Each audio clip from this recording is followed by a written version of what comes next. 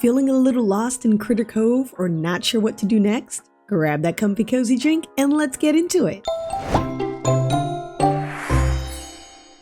Hey guys, welcome to Jade Mist Gaming. Jade Mist here, and today we're jumping into the world of Critter Cove and going over 30 essential tips and tricks that I wish I knew before starting this amazing game. But before we do, be sure to hit that like button, subscribe to the channel, ring that notification bell to get notified of all of my future cozy content.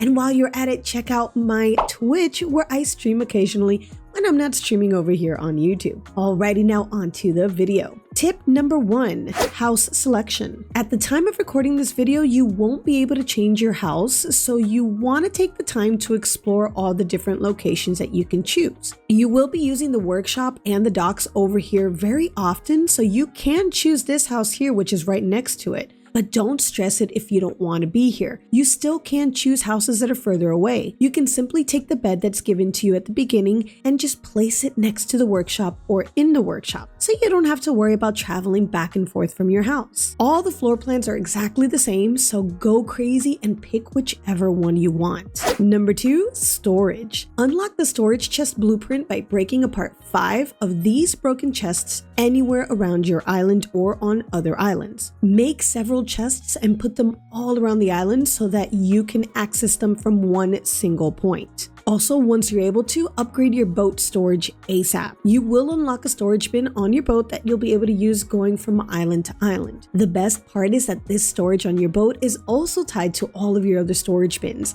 so you can stay out exploring as much as you want, and you can just keep putting things into your storage. Number 3, stamina. The best food that I found for stamina is the Mega Meat Jumble, currently giving you 250 stamina and health per meal. You get this recipe from Sammy pretty early on with a cooking tutorial quest, but you can easily experiment in the cooking station to get the recipe beforehand by simply putting in 3 meat drumsticks. Be sure to plant a lot of drumstick stalks to keep a good supply of the Mega Meat Jumble. It refills your entire stamina bar and health bar. Number 4, to hoard or not to hoard. This game is truly a hoarder's paradise. You will need every single thing that you find in the game, so hoard it all. Pick up everything on the floor and underwater as you're exploring and store them all away for a later time. This is why I said storage is essential. You're going to be putting away a ton of stuff. You will need tons of items found for crafting and to turn into the museum. Don't worry about making money selling all of these different things that you find. You will have other opportunities to make some money. Number 5, shells. Pick up every single shell that you find, as you will need them to craft friendship bracelets for your villagers.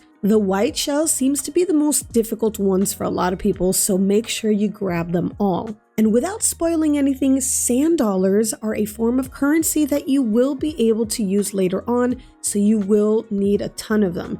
Pick up every sand dollar you can find. Number 6, resource finder. Pretty early on in the game, you'll receive a quest from Copperbottom telling you to get the blueprints for the resource finder. Don't sit on this quest like I have. While it may seem like a really less important task, this device can help avoid tons of future headaches looking for specific resources for quests or materials for crafting. Take advantage of this amazing tool that will save you so much time and Advil. Number 7, break everything. Break apart every single thing you can find around islands to learn as many blueprints as possible. Number 8, earning extra money. Your main source of income will be usually from your tourist profits, but you're definitely going to want to earn some extra cash to help get all those upgrades that you need. I found that fishing helps tremendously now that there's no fishing minigame. Spend a little time bulk fishing and then grill all those fish in your campfire or your cooking station. Grilled fish gets you 10 gold each, so any fish that's worth less than 10 should be cooked and then sold. If you have your bait shop opened already, you can set up a cooking station right by the shore next to the shop,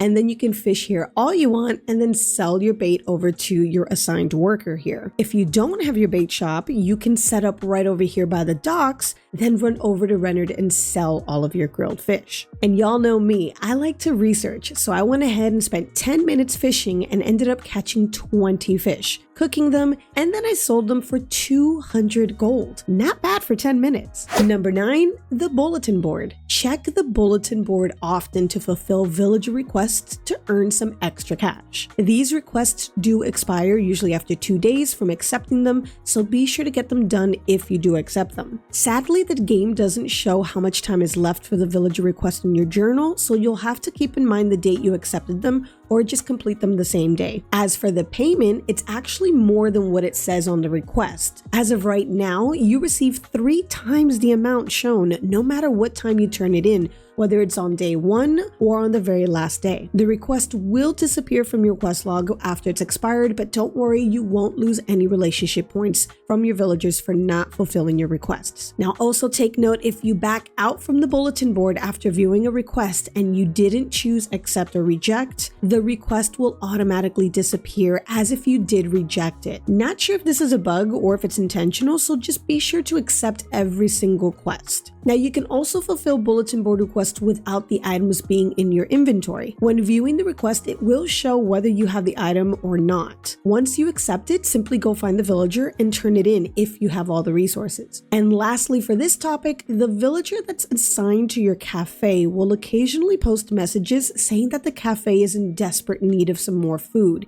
and to please stop by and help. Always check periodically for this request. You can earn 250 gold from this every single time. Number 10, build your boat. As soon as you finish getting your wrench from Copper Bottom, you'll be approached by Anchor to start the quest called A Stout Ship to Sail On, and that tasks you with building your boat. Don't leave this quest for later. Get all 3 parts you need ASAP. You can find the lawnmower right by your workshop, the lamppost right close to where you found Copper Bottom originally, and the tub over here behind the museum icon on your map. You'll be going out on your boat a lot during this game. Also, you can pull up to any point on the dock to undock and it will automatically take you right back to the main spot every single time. Number 11, scuba gear. Unlock your scuba mask early on in order to be able to dive for a longer period of time. The quest is triggered as soon as you get your very first stranded villager with the quest to Shallow Sands. Don't ignore this quest or take too long on it. The sooner you have your scuba mask, the sooner you can go diving without losing air so fast. You can do this within even the first couple of days in the game. Then, as you progress in the game and you unlock the recycler, you can also put your scuba mask into the recycler to replenish any missing air. So if you're almost out, just pop it into the recycler. More on the recycler comes a little later in the video. Number 12, the wetsuit. While you're able to use your scuba gear to explore underwater, there's only so far that you can go down before you start getting cold and you lose health. You may have passed out even though you know you have plenty of air tanks and left wondering what on earth happened. It's very possible that you went too far and you lost your health. You'll need a wetsuit in order to explore the deep ocean, which you can unlock after purchasing the clothing shop and completing a quest given to you by the villager that you assigned to work at that shop, so make the clothing shop a priority when figuring out which shops to open first. Number 13, Renard's shop. If you're running low on some crafting items, Renard sells a certain amount of items every day. You can get 1 rusty air tank per day that you can use at the air station to fill up. You can also get some cloth every day to craft a tent for any new villagers you get. Number 14, pausing. Pausing the game by going into the menus will not pause any machines currently running, but it will pause the in-game time, so fear not if you need to go AFK at any time. Keep in mind that this could change at any moment since the game is in early access, receiving consistent updates. Number 15, fishing. Unlock the fishing rod early on. Go to this island right over here and talk to Barnacle at any time. The island is not marked on your map like the others, so it can easily be missed. At first, I thought Barnacle was a potential villager, and I ended up ignoring him for days until I realized he wasn't going anywhere and he was actually a vital NPC. You will need thread to craft a fishing rod, so make sure that you craft your crafting tables through Copper Bottom's beginning quests, because this will let you get the loom. You can do all of this within the first 2 days of the game. There is no fishing minigame and you don't use any stamina when fishing, so fish as much as you can. And like we mentioned before, you can grill your fish and sell it for some extra cash. Just keep an eye out for fish that are worth more than the grilled fish to avoid using those for cooking. Once you unlock your bait shop, you'll be able to buy some fancy lures to help you catch some rare fish. Lures are 1 gold each, so stock up on a bunch as they are one-time use per fish. This is how I got that pizza fish and the bat fish that we need for the fish rack crafting. Number 16, mailbox. Your mailbox is right next to Anchor's little shop. When your inventory is full and you get the message items were sent to you while exploring, this is where they're gonna go. Be sure to check this periodically. Villagers also do send you items from time to time, so definitely check up on it. Number 17, floating crates. Do not open these crates that are floating around the ocean when your inventory is full. They will open and the loot will disappear instead of being sent to your mailbox as overflow. Not sure if this is a bug or intentional, and these floating crates give you tons of resources like sugar, salt, flour, and wood, so definitely take a second to go ahead and stop and collect all of this stuff whenever you can. Number 18, tourists. Don't sleep the day away when tourists are visiting. This will lower the amount of profit that you received for the day. Run the full day for higher profits. Also place all decor that you don't want in your home in the village for your tourists. Every little bit counts towards the profit you receive at the end of their visit. Number 19, shops and jobs. Once you open up some shops on your island, you'll be able to assign villagers to work them. The villagers you choose make a huge difference in your profits. Villagers that do not like their jobs will perform poorly, causing losses in income versus villagers that actually like their job. Once you open the shops, you can check your journal to see which shops your villagers prefer to work in. Also, sometimes you'll notice there have been some worker accidents in your shops, giving you a loss of income even though the villager likes the job. You can swap out your villagers to help refresh this, essentially giving them much needed time off between your tourist visits. Number 20, unwanted furniture and decor items. Do not sell any of your furniture or clothing items that you don't want. Villagers are always asking for new clothes, furniture, and food. It's one of the top 3 things that they always ask for. Put them all in a dedicated chest for those special times. Number 21, sprinting and auto run. The blue bar under your stamina here is your sprint bar. You can press shift on your keyboard or right bumper on your controller to sprint for a decent amount of time. It automatically regenerates pretty quickly, so you don't need to eat any food for this. A lot of controller users haven't even realized that you can sprint. You'll also eventually get fins from Anchor that will allow you to sprint underwater as you progress in the game. You can also auto run using the middle wheel button on your mouse or left bumper on your controller. You can check your keybinds in your settings to confirm should these not work for you or they've been updated. Auto run automatically stops when you use WASD or your left joystick to manually run again. Number 22, manual saving. You can automatically save your game at any time pressing F5 on your keyboard without having to go to sleep or exit the game. Be sure to save often in case you ever need to load back at any part of your game. Number 23, storms. Lightning storms reset resources all around the world. New stranded villagers are on islands that you can check out, more floating crates around the ocean, and resources laying around the beaches. It would be a good time to do a quick resource collection run when the storm hits. If you collect resources around an island right before a storm hits, you could do double collection right after the storm. To keep track of storms, you'll have to progress to the point where you can unlock the radio for weather tracking, leading us into our next tip. Number 24, the radio tower. You'll come across a quest that sends you off to repair the radio tower over on a far off island. Completing this quest will give you access to a radio that will give you vital information on when tourists are arriving on your island or when your next lightning storm will be. Once you have the radio, be sure to listen to it daily to update the journal calendar with all of the info. Number 25, gardening.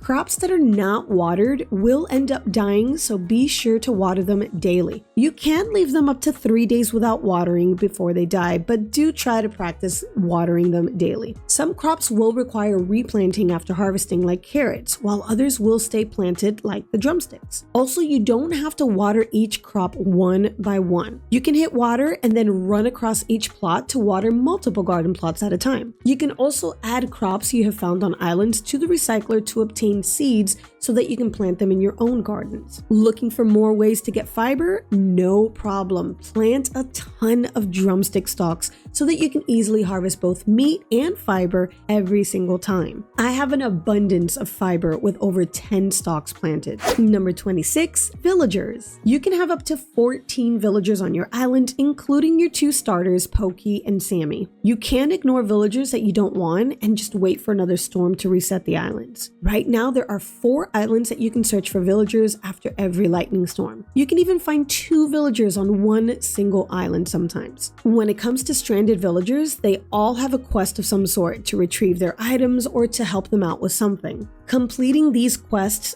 doesn't mean that you're stuck bringing them to your island. There will be a prompt that allows you to accept or deny their move-in. Complete these quests to get some pretty cool rewards such as clothing or furniture early on, and then you can deny the request for them to move in if you don't want them. Now, I also noticed that I had a random villager hanging out on my island when there were no tourists visiting. Turns out she was a random villager looking for a place to live. Sort of like the campsite villager in Animal Crossing. When I asked for her to move in, she couldn't find my boat, so I had to move the boat away from the docks so that the game could take her through the ferry process.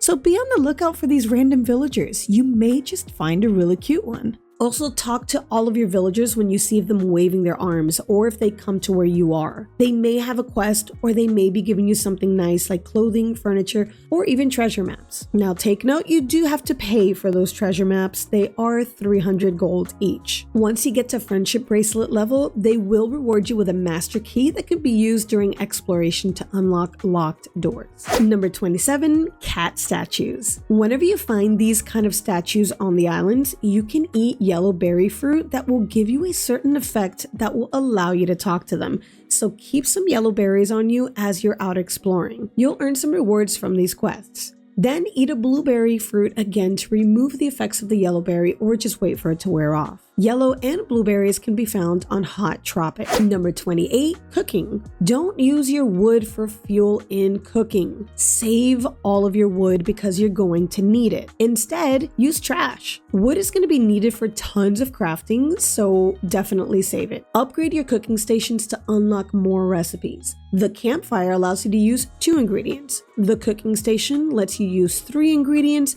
and the oven allows you 5 ingredients. You can learn the oven blueprint by breaking down old ones in underwater ruins. You can then experiment with all of your food ingredients to learn all sorts of new recipes in the game. You will need your food ingredients in your inventory to cook, as the craft from storage feature doesn't work with this one, sadly. Number 29, lanterns. Are things getting a little too dark for you? No problem. You can learn the blueprint for a handheld lantern that you'll be able to equip as a tool to help guide you along the way on all of your adventures.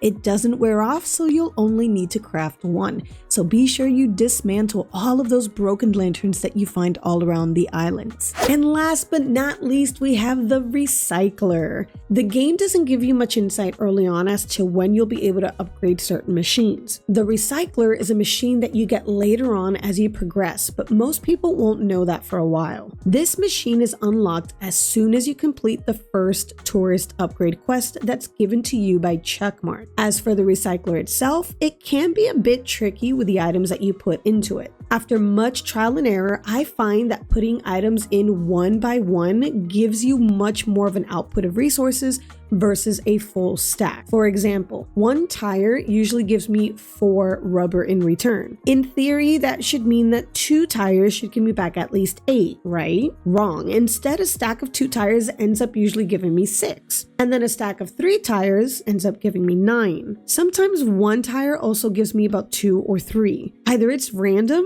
or it's bugged out, and it needs a little adjusting when it comes to the output. But as of right now, the best bet is to just go ahead and separate your stacks before popping them into the recycler. It may be tedious, but it's worth it when you're in dire need of resources. Also, if you're looking for some extra plastic for crafting, instead of using your precious oil and resin, simply buy a ton of lures at the bait shop and throw them into the recycler. 1 lure usually drops 2 pieces of plastic, and lures are only 1 gold, so it's a lot cheaper than actually crafting the plastic yourself. Experiment with your recycler and see what other cool materials you can get, because there's so many things that you can grab. Now, this last tip is not really a gameplay tip, so it's more like an honorable mention. Photos and screenshots. While there's no photo mode at the moment, you can still take some pretty awesome screenshots and photos in the game. Press F2 on your keyboard to hide your UI, then zoom in on your character to get into first-person mode. mode, then snap away at your amazing views. Be sure to join my Discord to post all of your amazing screenshots. You can find the link in the description below.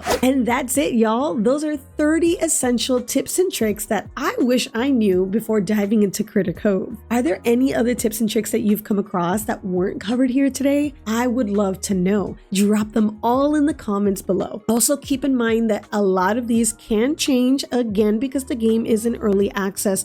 So if you're watching this at a point where one of these are not correct anymore, keep in mind it's probably because there was an update. Be sure to like the video on your way out, subscribe to the channel, and ring that notification bell to get notified of all of my future cozy gaming content. Alright guys, until the next time, happy gaming, bye!